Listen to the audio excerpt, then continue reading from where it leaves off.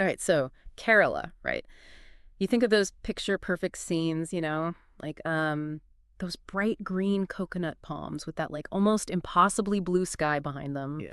and those serene backwaters with, the houseboats just kind of drifting along. Hmm. And maybe you can even almost smell those spices in the air, right? Oh, absolutely.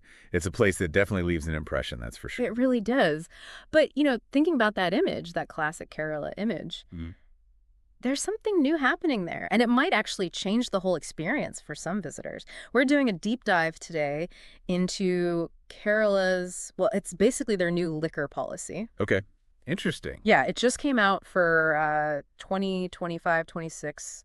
You've seen some of the details on this, right? Yeah, I have. I'm curious to dig into it, actually. Yeah, our goal here is to really try to understand what it all means, especially, if anyone's planning a trip out there Right. or maybe even an event, Mm. in that part of the world. It's definitely a popular destination. So any changes to the regulations there could have a pretty big impact on, well, on the tourism industry, I'd imagine. For sure. And, forget about trying to make sense of all those like dense news reports. Yeah. We're going to break it all down right here. Just the important stuff. Excellent. A shortcut to understanding these new developments. I like it. Exactly. So, Kerala, it's got that unique charm, Hmm. but it's also got, well, a history, right? Mm. Cultural values, all that. And it seems like with this policy, they're trying to walk a bit of a tightrope, trying to like balance those things with their hopes of being this, top tourist spot. It's always a complex thing, right? Finding that balance between cultural identity and the economic realities of the global tourism market. It is. So let's get right to it. The main change here is that they're easing up on those liquor rules, Mhm. specifically on what we call dry days. But and this is important. It's not like, a free for all. Right. It's not just every place can suddenly start pouring drinks whenever they want. No, there's got to be some nuance to it. Oh yeah, absolutely. This is very targeted. I see. So who are the lucky winners here? Who benefits from this change? Well, for starters, the policy focuses on hotels, and not just any hotels. We're talking 3-star or above. Ah, so the higher end establishments. Yeah. Makes sense, targeting a particular type of traveler. Exactly. So if you're thinking of, treating yourself to a little luxury on your trip, Mm-hmm. well, this new policy might actually affect you directly, but it goes beyond just hotels. Oh, really? So who else gets in on this listening of the rules? Cruise vessels, but again, not just any old boat. Interesting. Okay. Tell me more about these special cruise ships. So it has to be IRS classified. Now, IRS, that's the Indian Register of Shipping. You Or got it. And it's a pretty significant thing. It means these ships meet like really high standards, quality, safety, the whole 9 yards. so like it's a mark of legitimacy and a guarantee of a certain level of, I guess, experience. Yeah. Absolutely. It's like the maritime equivalent of a fancy hotel. So picture this. You're cruising along those beautiful backwaters. Yeah. Sun is setting, maybe. Beautiful scenery. Stunning, right? You're on this luxurious floating hotel, essentially. Right. And now you can actually enjoy a drink while you're taking it all in. I see. So that's who this policy is really aimed at, the traveler who wants that premium experience, that extra touch of Yeah, luxury. they want those high-end tours. Once you spend more, Hmm. stay in fancier places, and ultimately help out the local economy. It makes a lot of sense from a tourism perspective, for sure. And speaking of tourism, this really seems to be about boosting a very particular sector, right? Right. The MIC sector, meetings, incentives, conferences, exhibitions. Ah, yes. Those big events.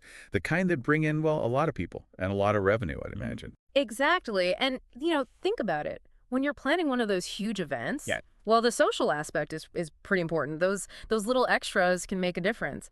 And if you can't offer drinks on certain days, well, that could be a deal breaker for some organizers. Yeah, it's a competitive market out there. Yeah. Planners are always looking for those unique selling points. Yeah. So they're trying to make Kerala more attractive, more competitive. But hold on a second. It's not like a completely open bar situation all the time. Ah, okay, so there are some catches here. Oh yeah, definitely. Some strings attached, some conditions, and they're pretty important. Okay, so spill the beans. Mhm. What's the fine print here? What do people need to know? It's not as simple as, any 3-star hotel can just start serving on a dry day. Right. So there must be some specific rules about when they can and can't serve Yeah. alcohol. It's tied to specific events. I see. So it's not just about opening up the hotel bar on any dry day. Yeah. It's got to be something special. Exactly. It's got to be pre-approved. A special event. Okay. So Uh, what kind of events are we talking about here? Well, they gave some examples like weddings, international conferences, Oh, good catch. that sort of thing, big gatherings, the kind that draw people from outside the state, even internationally. Makes sense. Trying to well, I guess trying to attract that outside money. Yeah. So, like, it needs that special occasion vibe. And another thing, they can't just decide to serve on the day of. Oh, so there's a process. A whole process. All right, so walk me through this process then. What do they have to do?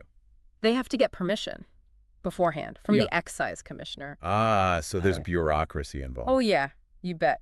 They got to submit, like, information about the event in advance, all that. I can just imagine the paperwork. Oh, I know, right? You can practically see someone, like, drowning in forms, right? Yep. Yeah. Trying to convince the authorities that their international cashew conference really, really needs a cocktail hour. Right. But hey, at least it's organized, right? True, true. It's managed. It's not, it's definitely not a free-for-all. Not at all. Hmm. And, going back to those cruise ships for a minute, it's those IRS classified ones that get the bear licenses. Right, right. The fancy ones. Yeah. Yeah. It really shows you how they're like laser focused on that premium tourist, that whole experience. Yeah, it's about more than just having a drink. It's about having a good drink in a really unique setting as part of a carefully curated experience. Exactly. Like, come see the beauty of Kerala and sip a martini while you're at it. Scenery with a side of spirits, yeah. You got it. So the big question here is why? Why are they doing this? We've kind of touched on it, but Well, we know it's about attracting tourists. right. Especially those big spenders, those MIC folks. Right. And they're probably responding to pressure from the industry itself, right? Hotels, cruise operators, they Yeah. must be saying, hey, these dry days are hurting us. Oh, yeah. Definitely. I mean, look at Goa, right? Go. Yeah, much more relaxed liquor laws there. And it's a huge draw for tourists. Ah, so they're trying to compete. I get it. Exactly. Kerala wants a piece of that pie. But they also don't want to, completely throw out their whole system. So it's a balancing act. Hmm. Trying to be competitive, Yeah. but also staying true to, well, to their own cultural values Yeah. and past approaches. A delicate balance, that's for sure. And it's important to be clear about what's not changing. Yeah, good point. What stays the same? Okay, so your regular, average bar hotel, Mm-hmm. the ones attached to lodgings but maybe not 3-star or hosting those massive events. Right, the more everyday kind of places. Exactly. For them, dry days are still, dry days, no change there. Okay. What about for the average person just wanting to buy alcohol? Bevco outlets will still be closed on dry days. No change there either. Bevco, right? The Kerala State Beverages Corporation. So that part stays the same. Interesting. And one more thing, bar hotel license fees, those are staying put too. At least for now. For now. It's always a possibility they could change that in the future, but it's not part of this specific policy update. It seems like their focus, at least initially, is really on the tourism side of things. For sure. So let's take a step back for a second and think about why dry days exist in the first place. Right. It's not just a random rule. No, not at all. It's a tradition, a long one. Hmm. All over India, really, including Kerala. It's about, controlling alcohol use. Promoting temperance. Yeah. Reducing some of those social issues that can be associated with excessive drinking. Exactly. And Kerala, they've had their moments of trying to be even stricter. Oh, right, like that Iraq ban back in '96. Yep.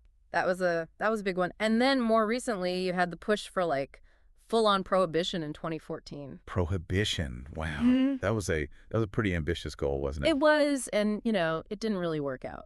Yeah, I remember that. It ended up hurting the tourism industry, didn't it?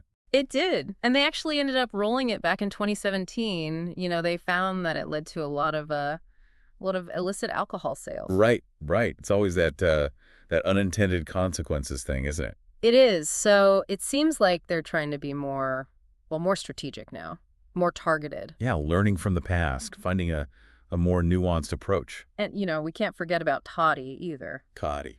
Yeah, that traditional drink they make here from Toddy. coconut palms, Oh, right. It's like a part of their culture, isn't it? It is. It's been around forever. It really shows you how how deep this whole alcohol thing goes in Kerala.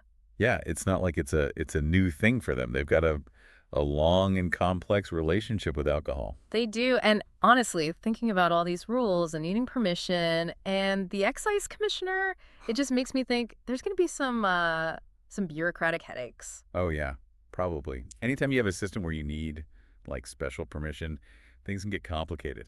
Totally. I can just imagine, some poor event planner buried in paperwork trying to make the case for why their cashew conference absolutely needs a celebratory toast. Right. But hey, at least it's all very official, right? True, true. Very regulated. So the big takeaway here is that Kerala is loosening up on those liquor rules. But only in very specific circumstances. Exactly. It's all about boosting tourism, especially those high-end travelers and those massive MAC events. Right. So for people visiting, staying in those fancy hotels or cruising on those IRS-approved vessels. Right, especially if they're part of one of those special pre-approved events.